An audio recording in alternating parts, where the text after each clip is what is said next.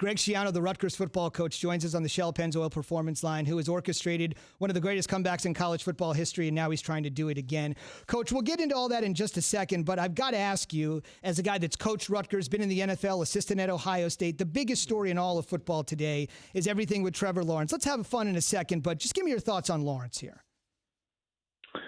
Well, it's this whole virus, as we know, is something that's unprecedented, and nothing surprises me, and it shouldn't surprise anybody, because it's really affected everyone. It doesn't matter who you are, and I just hope that he's going to be well, and it sounds like he's doing okay, so keep him in our prayers. Let's talk a little bit about you. I mentioned I went to Rutgers University. It's one of the toughest jobs in America. In the 5 years prior to you getting there, they essentially won 12 games in a 5-year span before Coach Schiano shows up. Then he shows up a second time. The previous 5-year span, they won a grand total of 11 games. So not too much.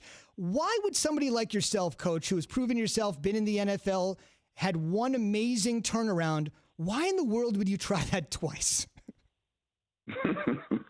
Well, some people would say that's a good question.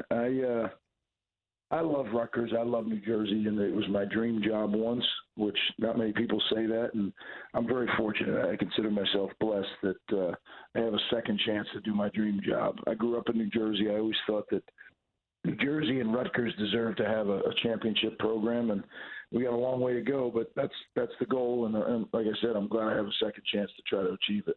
Coach, how important was it for you to beat Michigan State or start off with a victory in conference when you return back to Rutgers? Well, it's going to be a long build, right? It's not a short thing. So one win really, although it feels really good, and I think it helps legitimize, what we're doing. It's one game, but it sure felt good, and it was great for the players. I mean, these kids have been, as you mentioned earlier, they've been through some tough years. And to win a game in the Big Ten Conference, it's hard to do. And for them to be able to achieve that, just the looks on their faces was great. But as you know, we got the 17th ranked team in the country coming into our stadium for our home opener, and this can be a great test for us to see how we respond. In building a program, you got to have boosters and fan support and all of those sort of things to get the things done that you need done. How has that support been, especially after the Michigan State win? It's been unbelievable. But really the thing that I would say, and you said, well, why would I even think about doing it a second time? The first time it was a lot of fun. It was that innocent climb. But we did it basically with one hand tied behind our back. We were competing in a league where we didn't always have the same resources as the other people. And one of the things in my agreeing to come back is that Rutgers was going to go all in on Big Ten football. And I can tell you that the university and the state has done just that. They've given us the resources to hire a great staff, to acquire the things we need to make it an experience that the players have an opportunity to win. And, when you talk about college football, that's a lot of things. Right? People don't realize you have to be able to have a creative staff. You have to have people that can make edits and make videos, because that's the world we live in today. These kids, they live and communicate through their phone. So we need to be able to recruit them with great creative ideas, content.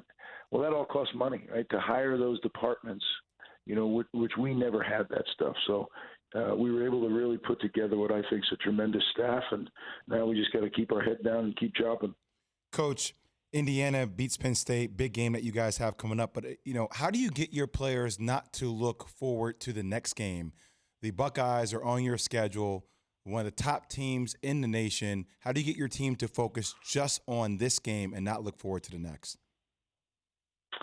I think where we've been as a program, I think all eyes are fixed on Indiana. We haven't beaten a ranked team in a long time around here. We have the 17th ranked team in the country playing at our stadium. Who knows what it's going to end up? I couldn't tell you. I really don't know our team well enough to predict.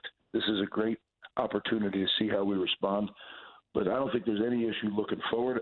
I think the issue is we got a really good football team coming to our place, and that's going to be the test. Are we good enough to the whole goal? I look at the Big Ten a lot like I did the NFL.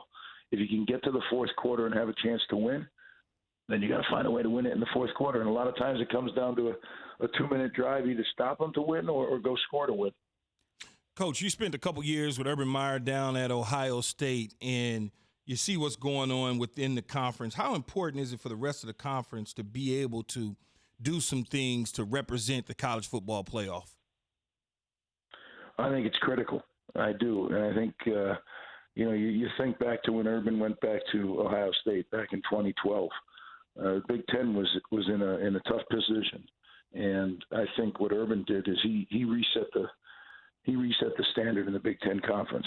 And now I think it's the most healthy conference in America. And we need to make sure that we do our part to contribute, but we also need the traditional teams to continue to be what they are, and that's powers in the conference and in the country. Let me tell you, this is a guy that grew up in New Jersey. Jay spent a formative part of his life in New Jersey. There used to be a joke. You guys probably remember on the 150th anniversary of college football, everybody harkened back to what they call the Route 1 rivalry if you live in New Jersey. Rutgers over Princeton in the first game, 6-4 key. That was played in 1869. And the joke used to be, until Coach Schiano showed up, we were going to get that second win. We just weren't sure when it was going to happen. Things have changed in an unbelievable way, and the trajectory seems to be fantastic. When I grew up, there were no billboards, block R's. If you're listening in the tri-state area, nobody was excited about Rutgers football, and this guy's put it on the map, and people are really pumped. It was pumped for me. The show's about Key and JWill. I totally get it, but it was great to spend 10 minutes with you, Coach. Best of luck, and I look forward to talking to you down the line. Good luck, Coach. Thank you, fellas. I appreciate you having me on. Thanks for watching ESPN on YouTube. For live streaming sports and premium content, subscribe to ESPN Plus right now.